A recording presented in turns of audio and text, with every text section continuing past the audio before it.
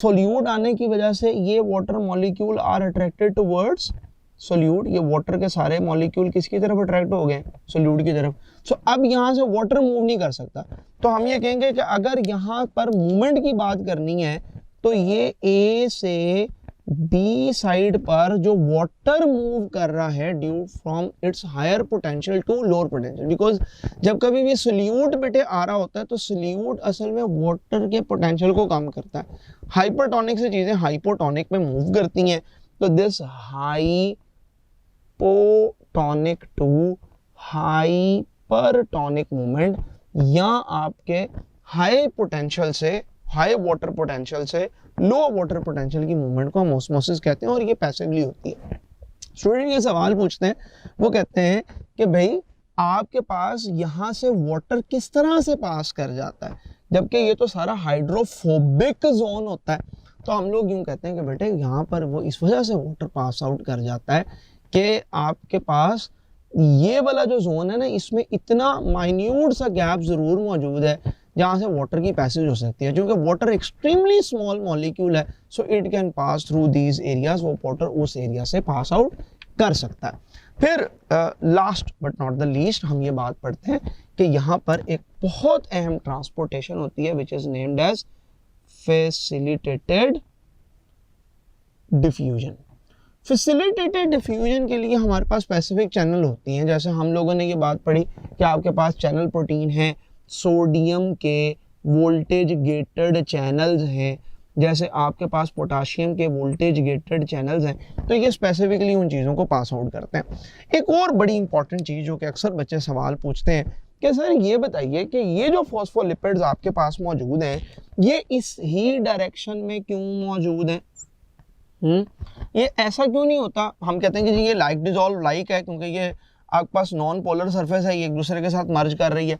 वो कहते हैं कि जी ऐसा भी तो हो सकता था कि पोलर एक दूसरे के साथ मैच कर जाते हैं। हम कहते हैं बिल्कुल हो सकता था, लेकिन लिविंग कंडीशंस में ऐसा नहीं हो सकता। उसकी वजह ये है कि बेटे आपके सेल के बाहर के इन्वायरमेंट में भी वाटर है और अंदर के इन्वायरमेंट में भी वाटर एग्जिस्ट करता है। क्योंकि दोनों इन्वायरमेंट्स में वाटर मौजूद है, सो ये वाला जो हाइड्रोफोबिक रीजन है ना, इसको हाइड्रोफोबिक क्यों कहते हैं, क्योंकि इसको हाइड्रोफोबिया है, इसको पानी से डर लगता है, ये पानी से डरने की वजह से इसे छुप के बैठा हुआ है, राइट। सो इस वजह से ये दोनों सर्फेसेस जो होती हैं ये आपके पास हाइड्रोफोबिक होने, दोनों हाइड्रोफिलिक जोन से बचने के लिए अंदर की तरफ चली जाती हैं। इस वजह से हम लोग ये बात पढ़ते हैं कि ऐसी अरेंजमेंट नहीं होती, बल्कि ऐसी ही अरेंजमेंट हो सकती है। और सबसे आखिर पे एक और क्वेश्चन ये जो बच्चे पूछते हैं, और वो कहते हैं कि ये मेम्ब्रेन जो होती है इसको यूजुअली हम एसिमेट्रिक मेम्ब्रेन कहते हैं।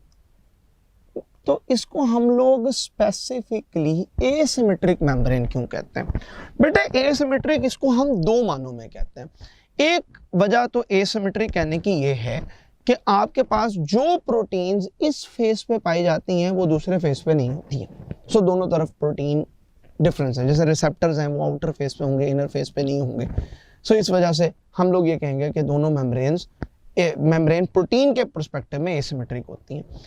प्रोटीन बेटे फॉस्फोलिपिड के पर्सपेक्टिव में भी डिफरेंट होती हैं, यानी आउटर सरफेस के ऊपर जो फॉस्फोलिपिड्स पाए जाते हैं ये यूजुअली आपके पास जो फॉस्फोलिपिड जो आउटर जोन के ऊपर पाए जाते हैं ये स्फिंगोलिपिड्स हो सकते हैं, या ये आपके पास फोस्फोटिडाइल कोलिन हो सकता है, जबकि अंदर की तरफ जो फॉस्फोलिपिड्स पाए जाते हैं वो फोस्फोटिडाइल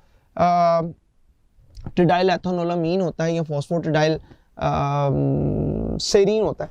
तो वो इन दोनों फॉस्फोलिपिड्स के कंपोजिशन के अंदर भी फर्क हो सकता है। सो हम लोग ये कह सकते हैं कि they are asymmetric in both in terms of proteins, ये प्रोटीन्स और फॉस्फोलिपिड्स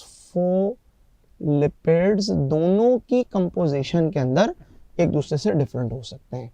सो बोथ को हम मार्क कर रहे होते हैं। So this is all the detailed explanation of plasma membrane from my end. If there will be any question, I am ready to answer your questions through LMS or anywhere else.